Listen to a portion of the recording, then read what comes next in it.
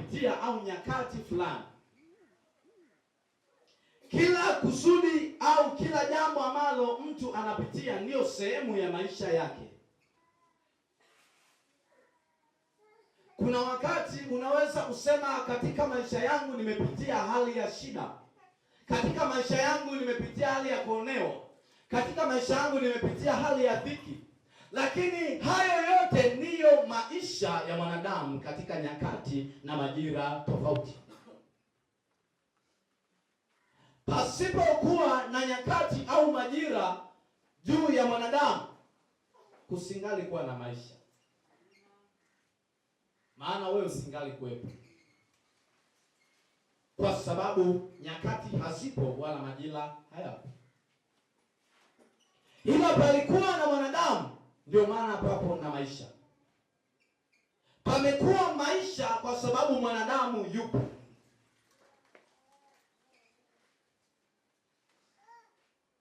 Miti inaota inakuwa kwa sababu ya mvua, ni majira ya masika. Mazao yananeemeka. Kuna wakati mvua zinakata, mahindi yanakauka, wakati wa mavuno unafika. Hizo zote ni nyakati ambazo zinamwezesha mwanadamu kuishi. Sasa katika nyakati au maisha hayo ambayo mwanadamu anaishi, amekuwa na mipango yake kadha wa kadha, akilenga majira na nyakati ya jinsi atakavyoishi. Ninahitaji kuishi mwezi huu wa 5 nitumie 3.5. 100,000 itanitosha kwa ajili ya kitu kadhaa. Mpaka mwezi fulani hivi mvua zitakuwa zimekata. Anapangilia majira, anapangilia nyakati jinsi ya kuishi mwanadamu. Maisha yote anayoyatengeneza, anatengeneza kulingana na jinsi ambavyo majira na nyakati. Ndio maana mhubiri anasema kila jambo lina wakati wake na kila kusudi chini ya nini? Chini ya mbingu. Umetengeneza, kuna nyakati nyingi ambazo mhubiri ameorodhesha. Mstari wa 2, mstari wa 3, mstari wa 4, mstari wa 5 na kuendelea. Lakini hayo yote yalikuwa ni nyakati ambazo zimetengenezwa kwa mwanadamu. Kwamba kuna nyakati mle za kulia, kuna nyakati mle za kucheka, kuna nyakati mle ambao za kuhuzunika. Hakuna wakati ambao mwanadamu anaishi tu akiwa ni mtu mwenye furaha tu. Ila zipo nyakati tofauti juu ya maisha ya mwanadamu. Kuna wakati mwanadamu anaishi akitambua ya kwamba mimi ninaishi hivi leo nina furaha.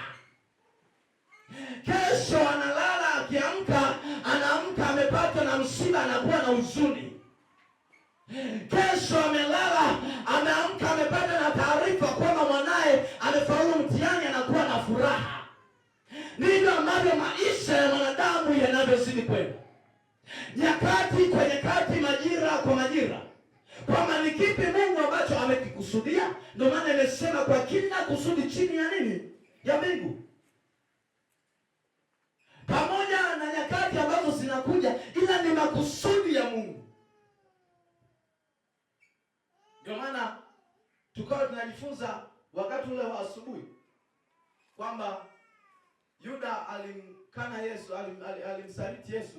Je, ilikuwa ni lengo lake au ilikuwa ni mpango wa Mungu? Lakini ni kusudi la Mungu. Ndio maana ukitazama kina Samson na ni kusudi la Mungu.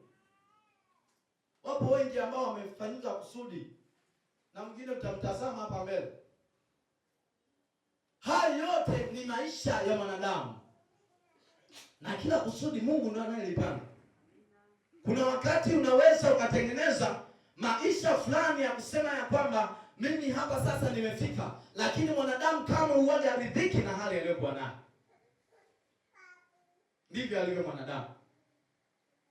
Hata kama huna hela, utafika wakati utahitaji pesa, na ukihitaji zile pesa ukipata, hautoridhika na ulizokuwa nazo. Ndivyo alivyo mwanadamu. Kwa nyakati na nyakati. Ndio maana unasema ya kwamba Unaweza ukawa hauna hela, muda huo hauna hela, hakuna matumizi ambayo yatakuja ya gharama kubwa, ila pale ambapo pesa itakapokuongezekea ndipo ambapo kiwango kinaongezeka cha mahitaji ya fedha, majira na nyakati ya mwanadamu. Kwa wakati huo umepata kiasi fulani au upo kwenye neema fulani, ndivyo ambavyo matumizi yanazidi. Kama ushawahi kufika siku moja unakuta ndani umebakiwa na shilingi 10,000, alafu unasema kwamba ndani ya wiki hii hakuna kazi zimesimama, kwa hapa hii 10,000 itanunuliwa vitu kulingana na jinsi ambavyo utakavyohitaji. Ndani ya wiki nzima shilingi 10,000 itatosha. Lakini hiyo shilingi 10,000 siku ambayo unajua kabisa, let's say wamama, unajua kabisa kwamba mume wangu huyu anazo pesa, ile 10,000 haitoshani. Baba amekuachia mezani, haitoshi. Ila unapotambua kwamba hapa ameishiwa, ile 10,000 huwa inafanya kazi kubwa sana. Kwamba majira yaliyokuwepo wakati ule ni majira ya kupita kwenye dhiki na njaa. Ninatambua ya kwamba shilingi 10,000 nikichukua bamia zitatosha kula hapa nyumbani. Lakini ile shilingi 10,000 ukiachia wakati wa neema, wakati wa kicheko, haitotosha, kwa sababu majira na nyakati zile pesa ipo inahitajika kutumika kwa viwango vingine. Bwana Yesu asifiwe. Amen. Bwana Yesu asifiwe. Amen. Na ndivyo ilivyo maisha yetu wanadamu. Leo tunaelezea habari ya sikukuu ya CMF, kwamba wao wamefanyika kwa utukufu na mfano wa Mungu. Wao ni utukufu, wao ni mfano wa Mungu. Sawa. Lakini ni majira na nyakati ndio ambayo yanaonyesha vizuri. Kwa haraka unaweza kusema ya kwamba sasa hivi kwa asilimia chache sana wanaume kufanana na utukufu wa Mungu kuliko asilimia zile za kipindi kile. Kwa nini? Sasa hizi wanaume wameacha majukumu yao. Acha majukumu. Wanaume alifananishwa na Yesu. Yesu ni kiongozi wa kanisa, wanaume pia amefanyika kwa nini? Kichwa kwenye familia yake. Sasa katika kichwa kwenye familia yake, majira sasa hivi wanawake wanataka kutawala. Sasa hizi tunatafuta 50 kwa 50. Eti mimi mwanamke chukua 50, mwanaume achukua 50. Hayo masiala. Hakuna usawa humu duniani. Usawa haupo. Kwa majira na nyakati ya maisha ya mwanadamu usawa haupo. Hata kama mwanamke aliye machozi ya damu yakamtoka, lakini hawezi akachukua nafasi ya mwanaume. Aliongea siku moja vizuri sana rais, akasema sisi hatuna uwezo wa kuzaa. Sisi wanaume hatuna uwezo wa kuzaa, ila wanawake wanazaa. Kwa ubishanaji huko tu. Ila sasa hapo kwenye majukumu hapo, pelekwe hapo sehemu zenye machimbo ya mines. Ndugu yangu pale alielezea siku ya Jumatano, machimbo ya nini? Ya madini. Naenda kuchimba madini huko. Mwanamke atabakia tu labda apewe kazi ya kuchekecha, sio uchimbe. Kuna kazi ambayo mwanamke hawezi akagusa. Nyakati na majira ni tofauti. Makusudi ya Mungu mwanaume kuwa kielelezo, mwanaume kuwa kichwa, mwanaume kuwa kiongozi. Sasa tunapaswa kuwa wakati wote kutii pia. Hapa ndipo napiga huku. Amina. Wewe sikiliza hivyo hivyo. Tikia tu amina. Haya.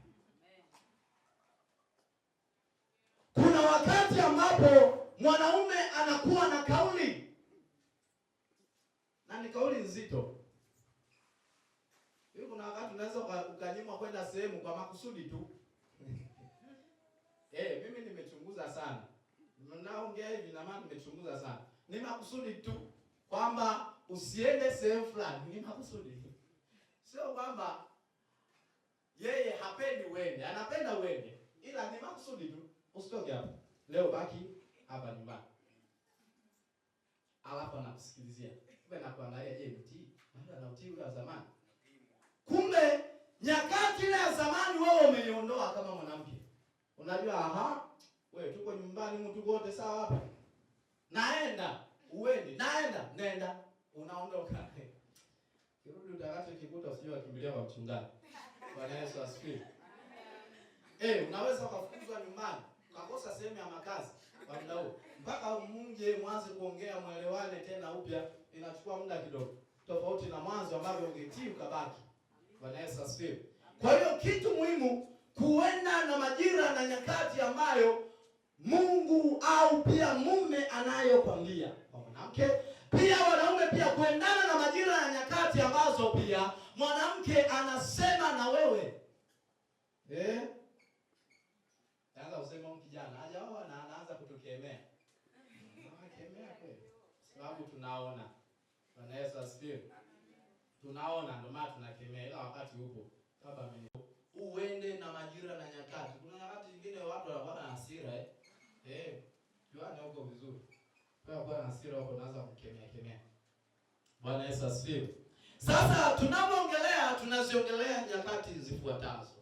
Tunazoziongelea sasa au maisha yafuatayo. Maisha ya kimungu. Mungu anakuwa na makusudi pia juu ya wanadamu. Makusudi ya Mungu juu ya wanadamu ni makuu sana. Naomba shemasi uniitie wale watoto wale na kule. Nimewahitaji hapa. Zilikuwa dakika 10 naona zimepitiliza. Nimewahitaji hapa. Sasa hivi. Jamani, mimi ni mzoefu sawa? Nasema nini? Mimi ni mzoefu kidogo, najua. Ni kiongozi, nimekaa kwenye uongozi muda mrefu TAG, unaelewa tumefundishwa. Kwa hiyo tusome kitabu kile cha Mwanzo sura 41 mstari wa 37. Anapita huku na huku, amekuwa akisemwa vibaya. Nyakati ambayo Mungu amempangia Yusufu ilikuwa ni nyakati moja tu kuu ya wokovu. Mungu alimtengeneza Yusufu kwa kusudi la kuokoa au kukomboa ndugu zake. Imefika wakati Yusufu ameota ndoto nzuri. Mfalme ameota ndoto nzuri pasipo kujua fafanuzi au maana ya ile ndoto. Muda huo alikuwepo mtumishi wa Mungu Yusufu gerezani. Walikuwepo watu kule gerezani mwanzoni waliota ndoto. Yusufu akatafsiria zile ndoto. Baada ya kutafsiriwa, mmoja aliwekwa juu na mfalme, alipandishwa cheo. Ila mmoja aliuawa. Lakini yule mmoja aliyepandishwa pa, Yusufu alimwambia kwamba unikumbuke. Ilipofikia wakati mfalme ameota ndoto, Yusufu akakumbukwa na yule mfanyakazi wa mfalme. Wakati ambapo wameshindwa watu wote, Yusufu akaitwa. Akasema au kutoa fasiri ya ndoto ile. Baada ya kutoa fasiri, Yusufu akainuliwa. Aliinuliwa kwa sababu ya majira na nyakati ya Mungu alizokuwa amezipanga. Mungu alipanga juu ya ukombozi wa ndugu zake. Kusudi la Mungu katika maisha ya Yusufu, kwamba amemweka Yusufu kama mkombozi. Jinsi gani Yusufu anaweza kuwatoa watu wake, ndugu zake kule walipokuwa, ingali njaa iko mbele, kwa sababu Mungu anaona yajayo. Akamtoa Yusufu Misri, akamtoa kwa ndugu zake, akampeleka Misri kwa Farao utumwani. Amekaa kule utumwani, amekaa gerezani, akitumikishwa, akihangaishwa, lakini Yusufu alikuwa na msimamo mmoja wa kumtazama Mungu, kwa sababu yeye Yusufu alikuwa ni mtu wa Mungu, mtu mpaua, mtu anayependa habari njema za Mungu, anayesemana na Mungu, anayeongea na Mungu. Alikuwa Yusufu ni mpole. Sasa Yusufu amefika gerezani, amekaa na kuvumilia. Pamoja na hapo, anatoka gerezani, analetwa huko ainuliwe, anafika huku juu tena, anaanza kupitana na kashikashi. Unajua uongozi nao pia una kashikashi. Kusoma vitabu vile vya nani vya chuo, na vitabu vile vya chuo vya Biblia. Hakuachwa bibi Yusufu. Alikutana na pingamizi. Alikutana na watu wanamzuia, watu wanampa maneno. Njia yake ilikuwa ni ngumu, ila Mungu ili alitimize kusudi lake, akabaki na Yusufu, na Yusufu akabaki kwa mpole. Anasema na mfalme anampa tafsiri za ndoto za miaka 7 iliyokuwa yenye njaa na miaka 7 ya neema. Yusufu anatoa ile tafsiri pale, mfalme anasema tumpate wapi mtu kama huyu ambaye roho wa Mungu anakaa ndani yake. Majira na nyakati ambazo alizokuwa nazo Yusufu yalikuwa ni nyakati ambazo za mateso gerezani. Anaanza mfalme kusema tunampata wapi mtu kama huyu ambaye roho wa Mungu anakaa ndani yake. Muda huo anatafuta nani ambaye anaweza kutunza chakula tukaja kufaidi nyakati zijazo. Yusufu anatafutwa. Mungu analitafuta kusudi ili Yusufu aweze kusimama mahali fulani katika maisha yake. Amen. Katika kusudi ambalo mfalme analitamka mbele ya watumishi wale na kusema wapi tutampata kama huyu, inaonekana hayupo. Yusufu anachukuliwa, anawekwa mahali. Wakati anawekwa mahali pa juu, Yusufu anaanza kuwaza. Unajua ni ngumu sana mtu wa kawaida ukatoka leo hii ukachukuliwa hapo ulipo. Umeshazoea tu hapa kuongoza ibada hapa. Unaambia sasa unaenda bungeni. Ukifika kule lazima uanze kushangaa. Uelewi kwamba imekuaje. Hapa nasema nini? Sasa Yusufu pia akakaa akiwaza kwamba nafanya nini? Ila ndani mwake alikuwa anamtegemea Mungu. Yusufu ndani mwake alikuwa kinia, yaani mambo yake pamoja na Mungu, anamshirikisha Mungu kila kitu. Ndio maana hata mwanzo hakusema kwamba ni mimi ninayefasiri ndoto, ila alisema ni Mungu. Hakujitakia yeye ukuu. Nyakati na majira, maisha ya mwanadamu. Yusufu anakaa mahali pa juu, anaanza kuokoa ndugu zake. Anaokoa ndugu zake wanapata neema, ndugu zake wanapata chakula. Lakini katika hayo sasa unakuta ndugu zake nao pia wanafika pale, wanashangaa kwa sababu walimuuza akiwa mdogo. Wanateseka. Wanasema huyu Yusufu anawafanyia pia vimbwenga, wanasema Waswahili. Wanawekewa vikwazo kwamba namna gani wanaweza akatoka. Lakini Yusufu aliendelea kuwa pamoja na ndugu zake, hakuacha. Hiyo nao pia inatufundisha sisi.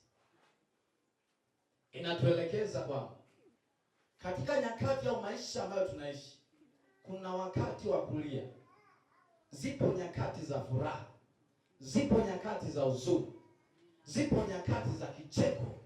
Mungu anaweza kusababisha hayo yote, makusudi yake chini ya mbingu. Anayeyapanga ni Mungu peke yake. Haijalishi ni kwa wakati gani.